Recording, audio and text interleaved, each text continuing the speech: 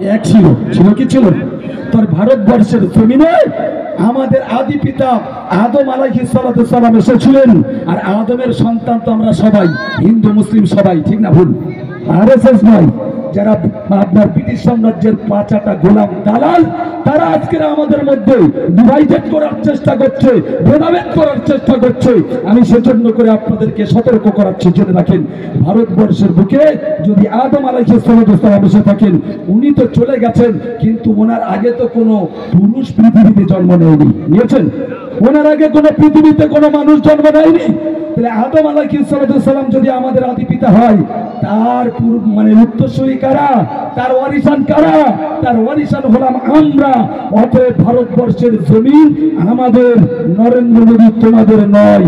আর ভারতবর্ষের বুকে মুসলমানরা তোমাদের কোনো ক্ষতি করেনি, কোনো হিন্দুরা তোমাদের কোনো ক্ষতি করেনি, বরং তোমরা হিন্দুদের ক্ষতি করেছো।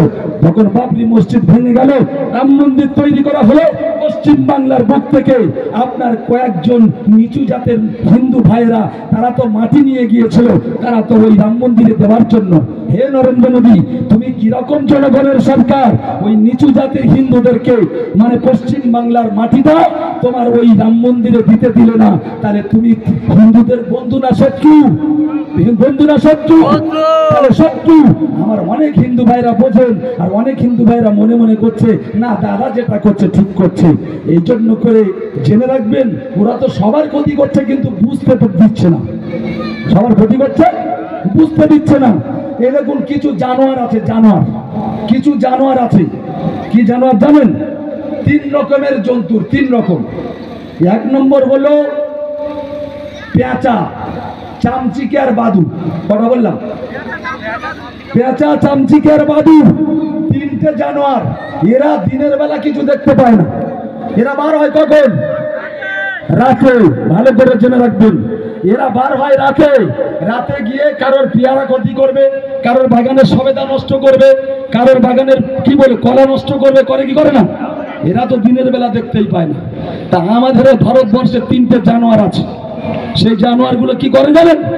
তারা দিনের বেলা কিছু দেখতে পায় না, তারা যা কিছু করে রাত্রে। কি করে গো? যা কিছু করে রাত্রে করে। নোটবন্দি হলো কখন? রাত্রে। লকডাউন হলো কখন? রাত্রে। ওয়াকাফ অ্যামেন্ডমেন্ট বিল পাস হলো কখন? রাত্রে। দিনের বেলা কোনটা করেছে দেখেন? দিনের বেলা কোনটা করেছে? একটা দেখাতে পারবেন? পারবেন না। যে কোনো আইন চালু করেছে, জারি করেছে, পাস করেছে, সব রাতের বেলা। আর একটা জেনে রাখুন, ভারতবর্ষের বুকে অনেকগুলো আইন ছিল, জেনে রাখবেন। যেদিনে ওয়াকাফ অ্যামেন্ডমেন্ট বিল পাস করায়, অনেকগুলো আপনার মানে বিল ছিল, সেই বিলের দিকে লক্ষ্য করলো না।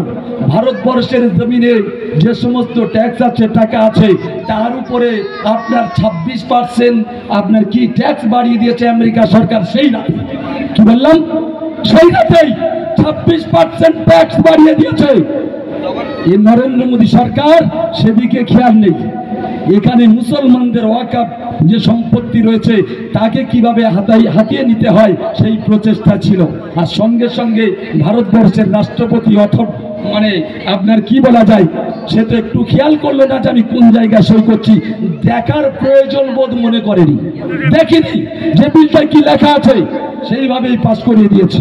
কিন্তু জেনে রাখবেন, আমি আপনাদেরকে বলতে চাই, আমরা কাউকে আঘাত দিতে জানি না, আঘাত দিই না। তার কারণ জেনে রাখবেন, আমার আল্লাহ কোরআনে কারিমের মধ্যে বলেছেন, লাকুম দীনুকুম ওয়ালিয়া দীন। আমরা কোরআনকে মানি কি মানি না? কোরআনকে মানি। কোরআনের উপরে যদি কেউ হাত দেয়, তার হাতকে আমরা ভেঙে গুটিয়ে দেব। মসজিদের উপরে যদি কেউ হাত দেয়, আমরা তার হাতকে ভেঙে গুটিয়ে দেব। আমাদের কবরস্থান, ঈদগাহ মাঠের উপরে যদি কেউ আক্রমণ করে, আমরা তার হাতকে ভেঙে গুটিয়ে দেব। এবং এটাও বলে যাচ্ছি, শুনে রেখে দেন, আমরা গণতান্ত্রিক পদ্ধতিতে এবং মুসলমানরা জিহাদ করতে জানে। এরা এতদিন ঘুমিয়েছিল, বা ঘুমিয়ে থাকে, তাদের কি বলা যায়, তাকে কি ইনজেকশন দেওয়া হয়? বেহুশের জন্য ইনজেকশন দেওয়া হয়, কিন্তু যখন ডাইরেক্ট ইনজেকশন দেবেন তখন কিন্তু আপনি বাঁচতে পারবেন না, সঙ্গে সঙ্গে আপনার উপরে আক্রমণ হবে। তো মুসলমান এদেরকে ঘুমিয়েছিল, এরা কোনো প্রতিবাদ করেনি। এর আগে অনেক আইন পাস করিয়েছে, কোনো প্রতিবাদ করেনি, কারণ তারা জানে যে আমরা সবাই মিলেমিশে থাকবো। কিন্তু অপদার্থ, অশিক্ষিত, আপনার কি বলা যায়, ধোঁকাবাজ সরকার, যে নাকি আজকের একের পর এক মুসলমানদের উপরে আক্রমণ করতে শুরু করেছে, তার তলে তলে আমার হিন্দু ভাইদের আক্রমণ করছে, ওদের উপরে রোলার চালানো হচ্ছে, কিন্তু তারা এখন বুঝতে পারেনি। তবুও এখন অল্প কিছু বোঝার পরেও তাদেরকে তারা সচেতন হয়েছে, আজকের বাবরি মসজিদ চলে গেছে। আপনার কি বলা যায়, দিল্লির বুকে আপনার কি চারটে মসজিদ ভেঙে দেওয়া হলো, 4টে মসজিদ ভেঙে দেওয়া হলো, কিন্তু আমরা তো সব তখন প্রতিবাদ করেছি, কিন্তু কিছু করতে পারিনি। তবে জেনে রাখেন, মানুষ কখন প্রতিবাদ করে, কখন লড়াই করে, এটা জানতে হবে। যখন আপনার পিঠটা দেয়ালে ঠেকে যায়, ঠেকে যাওয়ার পরে সে দেখছে তার বাঁচার কোনো রাস্তা নাই, অন্তত পক্ষে আমি একটু লড়াই করে যাই, ঠিক না ভুল? তো আমাদের সেই জায়গায় পৌঁছে দিয়েছে নরেন্দ্র মোদী। তুমি জেনে রাখো, তোমার ওই গদিতে থাকার মতো কোনো অধিকার আর নেই। তবে জেনে রাখুন, হয়তো কিছুদিন আগেই তোমাদের ক্ষমতার জোরে তোমরা করেছো, কিন্তু মুসলমান যখন জাগিয়ে তুলেছ মুসলমানদেরকে, মুসলমান যখন জেগেছে, এ প্রতিবাদ চলবে, এ প্রতিবাদ বন্ধ হবে না। যতক্ষণ পর্যন্ত এই বিল বাতিল না করা হবে ততক্ষণ পর্যন্ত এই আন্দোলন চলবে। আর তারপরে আমরা আগামী 26 তারিখে